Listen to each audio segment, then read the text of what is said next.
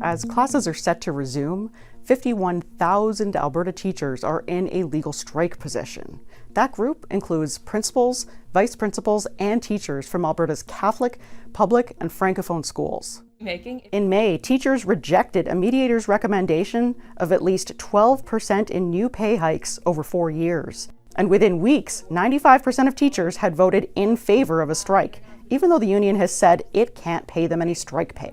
How did teachers end up at such odds with school boards and the government? The head of the Alberta Teachers Association says funding has not kept pace with the rapid growth in the province's schools, and that students are paying the price. So we find ourselves in this situation with large classrooms, not enough space within the system, and not enough resources to meet the complex needs of our students that we're seeing coming into schools. You just heard Jason Schilling refer to students with complex needs. He's talking about students who need extra help in the classroom, like English language learners, students with disabilities or with behavioral challenges, or mental health needs.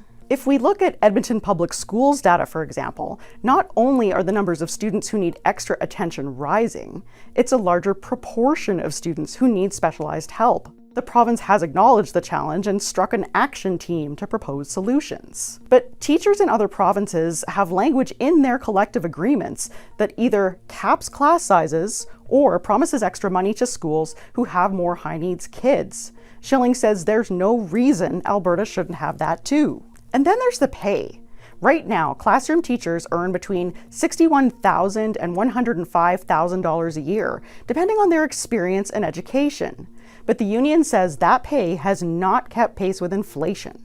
Schilling says teachers have received about 6% in new wage increases over the last 12 years. They've been asked time and time again to do their part when it comes to difficult times. And now they're saying, our purchasing power is not where it needs to be. There's one more factor, and that's recent changes to education policy. Schilling says the province didn't consult teachers enough before making major changes to the elementary school curriculum, or before introducing new rules around when a student wants to change their name or pronoun, or before placing new limits on which books are allowed in schools. Schilling says the teachers feel disrespected. This is deadly serious, and this is a tipping point. The union leader, who led 22,000 Alberta teachers during a 2002 provincial strike, says their issues had improved, but are now much worse. Boy says a strike feels inevitable unless the government makes big concessions.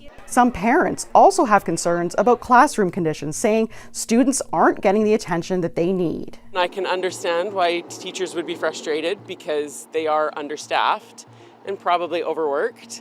And so I support them in their choice to strike. The average teachers may be able to give 2 or 3 minutes out of the segment to a student that might be having those challenges while trying to still manage the classroom and the other things that are going on. Boy says the teachers have just had enough, and that these conditions shouldn't be happening when Alberta charges the lowest taxes in the country and has just posted a surplus. Teachers have finally decided that they're not going to settle for stuff that makes things worse every year, and they're going to fight.